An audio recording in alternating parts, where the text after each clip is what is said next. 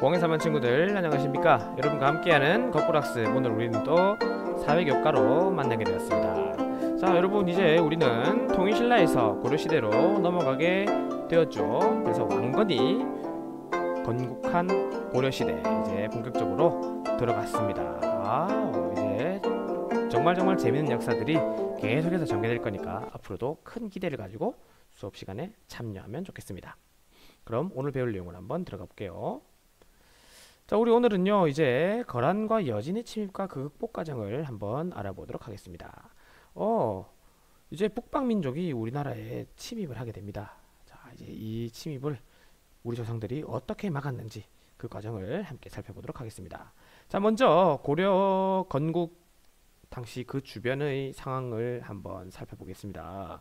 자, 일단 고려가 이제 삼국을 통일했어요. 그리고 태조 왕건이 고구려를 계승한다는 의식을 가지고 북진 정책을 펼쳤습니다. 북으로 나아가는 정책을 펼쳐가지고 지금 요만큼 북쪽으로 넓힌 상태입니다. 영토를. 그러니까 자연스럽게 거란하고 여진하고 부딪힐 수밖에 없게 되겠죠.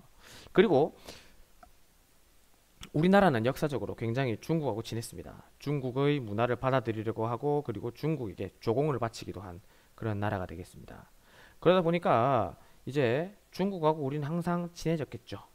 특히 이제 중국의 나라 이름이 바뀌었는데, 자, 삼국 통일될 당시에는, 통일신라가 될 때는 이제 당나라와 전투를 해서 전쟁을 했지 않습니까? 이제 후삼국 시대에서 고려로 넘어올 시점에는 송나라가 중국을 장악을 하게 됩니다. 그러면 아주 자연스럽게 중국과 우리나라는 굉장히 사이가 좋겠죠. 그리고 여기 보시면 평양지역에서 평양지역. 자, 나중에 또 평양지역이 나올 텐데, 이제 북진으로 넓히기 위해서 나아가기 위한 제1의 기지라고 생각하시면 되겠습니다. 자, 이 지역, 일단 평양, 서경이라고 부르는데요. 서쪽의 수도라고 생각하시면 되겠습니다. 서쪽의 수도. 네, 서경. 자, 그래서 여러분들이 이제 본격적으로 외교 부분을 살펴볼 텐데요. 송나라하고 고려는 사이가 좋습니다. 하트가 항상 뽀글뽀글 생성되어 있어요. 그런데 이 사이를 질투하는 북방 민족이 있었으니 그 바로 거란이 되겠습니다. 거란은 송나라와 고려 사이를 질투했어요. 왜냐? 거란의 욕심은 송나라를 정벌하는 것입니다. 송나라를 통째로 삼키는 게 거란의 목표였어요. 그런데 거란이 송나라를 먹으려니까 고려가 뒤에서 치고 올라오는 것을 항상 경계를 하게 됩니다. 예. 그리고 거란이 또 고려를 먹으려니까 송나라가 북쪽에서 침입해 올까 싶어서 지금 거란은 함부로 움직일 수 없는 상황이에요.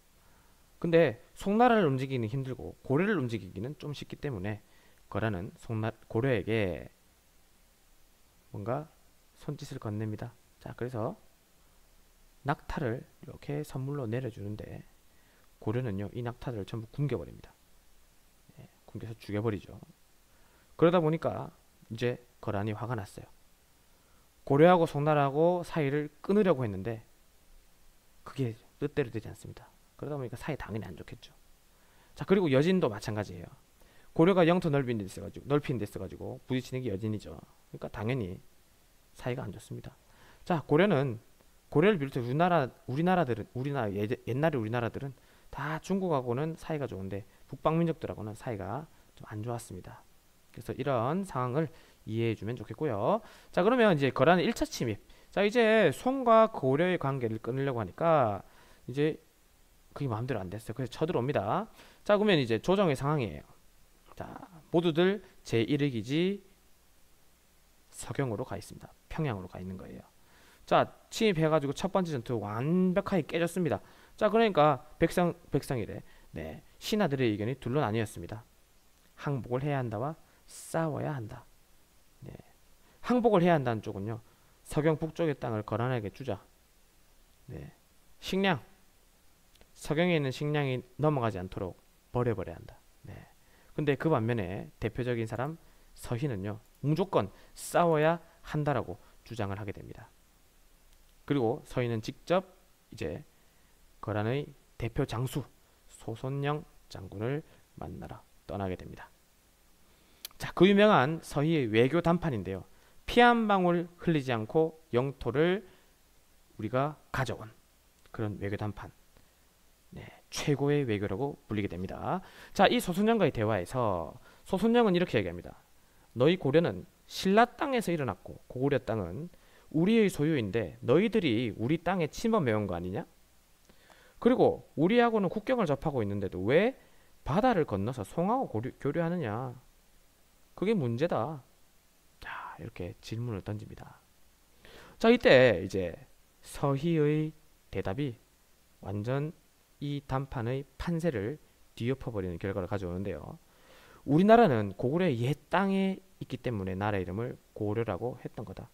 만약에 국경 문제를 논한다면 거란 땅의 일부도 옛날 고구려 땅, 지금 우리 땅에 있는 거나 마찬가지인데 어찌 우리가 침범해 왔다고 말할 수 있니? 네, 우리는 그냥 당연히 원래 고구려 땅에 살고 있는 거다 이렇게 얘기를 해버립니다. 그리고 압록강 안팎은 우리 땅이다 원래. 근데 여진이 그 땅을 훔쳐 살면서 지금 길을 막고 있다. 그렇기 때문에 너희들이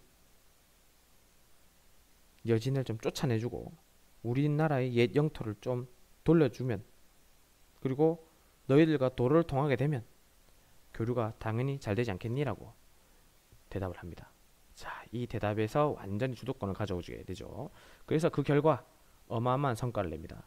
자, 압록강의 동쪽 강동 6주를 고려가 손에 넣게 되는 결과를 낳습니다.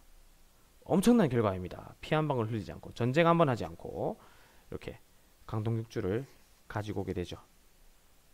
자, 이렇게 거란은 돌아가게 되고요.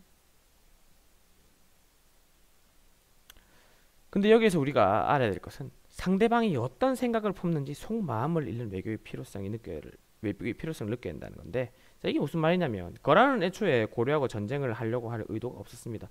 거란의 목표는 오직 어디였다? 바로 송이었다. 그래서 고려를 움직이지 못하게 하기 위한 조치로서 쳐들어온 겁니다. 자, 그런데 이제 이 마음을 읽었던 거죠, 서희는. 나머지 신하들은 어머, 거란 무서워.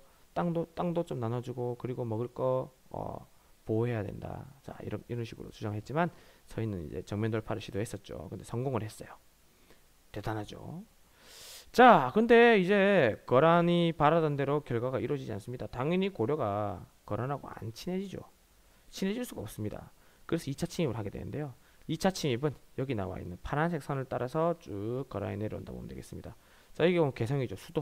수도 개성이 이렇게 완전히 공격을 받게 되는 상황까지 몰리는데요. 특히 여기 흥화진 전투에서 이제 우리의 새로운 히어로 양규라고 하는 장수가 등장해서 완전히 거란의 보급로를 끊어버립니다. 그래서 여기 양규라는 히어로가 등장해서 이제 거란이 물러났다. 여러분들이 이렇게 알면 되겠습니다. 자, 그런데 2차 침입 이후에 고려의 왕은 거란 황제를 만나러 오겠다는 약속을 했는데 고려가 안 지켰어요. 그리고 강동 6주 돌려줘라고 요구했지만 고려는 돌려주지 않았습니다. 그래서 거란은 3차 침입을 하게 되는데요. 자, 일단 쭉 밀고 내려옵니다. 3차 침입 밀고 내려와서 노란선이에요. 개경 부근까지도 내려옵니다. 자, 그런데 고려는 이미 당한 게 있었기 때문에 이제 대비를 하게 되는 거죠. 성 안으로 모든 사람들을 집어넣으면서 바깥에 있는 식량을 전부 다 안으로 다 옮겨버립니다. 그러자 이제 거란은 먹을 게 없는 거죠. 자, 그래서 돌아가고 있는데, 자, 이 돌아가는 길목에서 바로 귀주 지역을 지나가게 되는데, 이때 강감찬이라는 인물이 등장해서 완전히 거란을 박살내버립니다. 완전 박살내버려요. 전투에서 대승을 거둡니다. 그래서 완전 돌아가는 거란군을 귀주에서 크게 물리쳤습니다. 자, 이 대첩을 바로 귀주 대첩이라고 부른답니다. 자, 강감찬 3차 침입은 강감찬이었습니다. 자, 거란 침입을 막은 결과 이제 다음과 같은 성이 건설되는데 바로 천리장성이 건설됩니다. 자, 우리 중국의 무슨 장성? 그렇죠, 만리장성과 굉장히 비슷한 이름을 가진 천리장성이 건설되게 됩니다. 자, 이렇게 해서 거란의 침입 막은 과정을 다 살펴봤고요. 이번에는 여진 국경을 위협하는 여진을 어떻게 정벌했는지를 살펴보겠습니다. 자, 윤관이라고 하는 인물이 있어요. 윤관이라는 장군이 있는데 이 윤관이라는 장군은 이제 별무반이라고 하는 군대를 조직해서 군사들을 모읍니다. 그래서 귀족, 그리고 말을 타는 기병, 그리고 스님 막 이렇게 모집을 하게 되는데요. 여기 신기군, 신보군, 항마군 뭐 이런 식으로 막 군대를 조직을 합니다. 그래서 말을 타는 기병, 신기군, 그리고 보병, 그리고 여기 스님들로 이루어진 항마군, 이렇게 별무반이라고 하는 군대를 조직하게 됩니다. 별무반, 윤관의 별무반을 조직해서요. 이제 동북구성을 차지하게 되는데요. 자, 이제 쳐들어가는 거죠. 쳐들어가서 이제 우리의 영토를 만드는데, 자, 지금 여기 나와 있는 이 동북구성의 위치는요, 아직 정확하지 않습니다. 그래서 여러 학설들을 통해서 우리가 유추할 수밖에 없어요. 자, 동북구성을 이렇게 1학설, 2학설, 3학설 엄청 땅이 넓죠. 건설했는데 여진이 돌려주기를 원해서 돌려주게 됩니다. 네, 동북구성. 여진과 관련된 것은 동북구성이더라. 자, 그러면 오늘의 핵심 코코 한번 정리를 해보죠. 거란과 여진의 침입과 극복 과정. 자, 거란은 1차 침입, 2차 침입, 3차 침입 총 3번에 걸쳐서 침입을 했더라. 자, 1차 침입에서는 서해 외교 단판, 2차 침입은 양규, 그리고 3차 침입은 강감찬의 기주 대첩. 그 결과 천리장성을 건설했다. 그리고 여진을 막기 위해서 윤관은 별무반을 조직해서 동북구성을 건설했고 나중에 돌려주기를 원하자 동북구성을 돌려주었다. 자, 이 정도로 정리를 해주면 되겠습니다. 자, 여러분들 오늘 내용이 조금 많긴 하지만 결국에 핵심 코코에 있는 이 알맹이들이 다거든요. 이 스토리를 한번 여러분들이 다시 한번 더 감상하시면 되겠습니다. 이상입니다.